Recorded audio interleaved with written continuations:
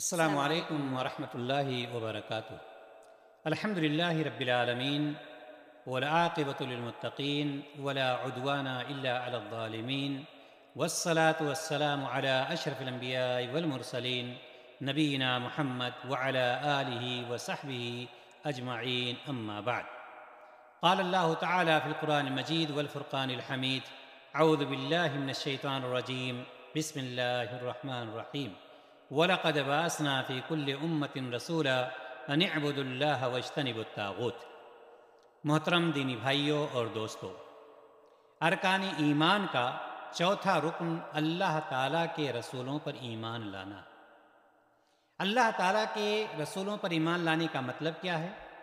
ہمارا یہ عقیدہ ہونا چاہیے کہ اللہ رب العزت نے ہر امت میں اپنا رسول بھیجا ہے، اور اس کا مقصد یہ ہے کہ وہ لوگوں کو ایک اللہ تعالیٰ کی عبادت کی طرف بلائیں اور شرک سے روک دیں، شرک سے منع کریں، اور اللہ کے سوا جتنے بھی معبود پائے جاتے ہیں ان کو چھوڑ دیں۔ یہ مقصد ہے، اور اسی لیے اللہ رب العزت نے ہر امت میں اپنے نبیوں کو بھیجا ہے۔ سب سے پہلے رسول نوح علیہ الصلوۃ والتسلیم ہیں، اور اس میں سب سے آخری جناب محمد رسول اللہ صلی اللہ علیہ وسلم ہے۔ یہ بھی آپ جان لیں کہ محمد صلی اللہ علیہ وسلم کے بعد کوئی نبی اور رسول آنے والا نہیں ہے۔ یہ رسول اور نبی جو اللہ تبارک و تعالیٰ نے مبعوث فرمائے ہیں، ان کے اندر ربوبیت کا مادہ نہیں پایا جاتا۔ ربوبیت کا مادہ مطلب یہ ہے کہ یہ کسی کو نہ پیدا کر سکتے ہیں، نہ مار سکتے ہیں، نہ کسی کو اولاد دے سکتے ہیں، نہ یہ نفع نقصان کے مالک ہیں۔ ایسا کچھ نہیں، یہ اللہ تعالیٰ کے پیغام کو پہنچانے والے ہیں، اور ساتھ ہی نہ ہی ان کے اندر الوہیت کا مادہ پایا جاتا ہے۔ یعنی کوئی کتنا بھی افضل کیوں نہ ہو، سب سے افضل نبی، آخری نبی جناب محمد رسول اللہ صلی اللہ علیہ وسلم ہیں، لیکن ان کی عبادت نہیں کی جائے گی، ان کے نام سے قربانی نہیں کی جائے گی، ان کے نام سے نذر نہیں مانی جائے گی، چونکہ اللہ تعالیٰ نے ان کے اندر الوہیت اور ربوبیت کا مادہ پیدا ہی نہیں کیا ہے۔ آپ یہ جان لیں کہ نبیوں اور رسولوں کے اندر انسانوں جیسی چیزیں پائی جاتی ہیں، جیسے بیماری، موت، کھانے پینے کی ضرورت اور دوسری چیزیں جو انسانوں کو پیش آتی ہیں، بازاروں میں جانا، لوگوں سے ملنا ملانا، یہ ساری چیزیں جیسے تمام لوگوں کو پیش آتی ہیں، اسی طرح سے نبیوں اور رسولوں کو بھی پیش آتی ہیں۔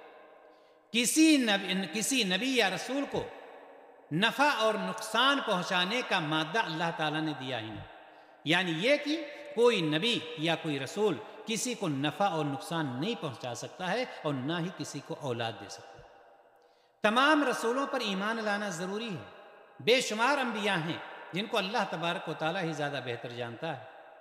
اگر کسی ایک نبی کا بھی ہم نے انکار کیا تو ہم سارے نبیوں کا انکار کرنے والا مانے جائیں گے، سارے نبیوں کے انکار کرنے والے مانے جائیں گے۔ لہٰذا تمام نبیوں پر ایمان لانا ضروری ہے، لیکن ہمیں اور آپ کو آخری نبی جناب محمد رسول اللہ صلی اللہ علیہ وسلم کے بتائے ہوئے طریقے کے مطابق زندگی گزارنا ہے۔ اسی طرح سے سارے نبیوں کا احترام بھی کرنا ہے۔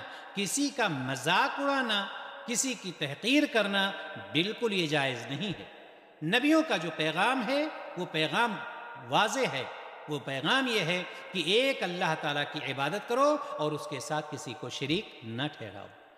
ہم آپ کو یہاں پر بعض خاص معلومات بھی دینا چاہتے ہیں، اور اس سے پہلے بھی ہم بتلا چکے ہیں۔ وہ کیا چیز ہے کہ آخری نبی جناب محمد رسول اللہ صلی اللہ علیہ وسلم کے بعد کوئی نبی یا رسول آنے والا نہیں ہے۔ اچھی طرح سے ہمیں اس چیز کو جان لینا چاہیے، سمجھ لینا چاہیے کہ آخری نبی جو ہیں نبی کریم صلی اللہ علیہ وسلم ہیں۔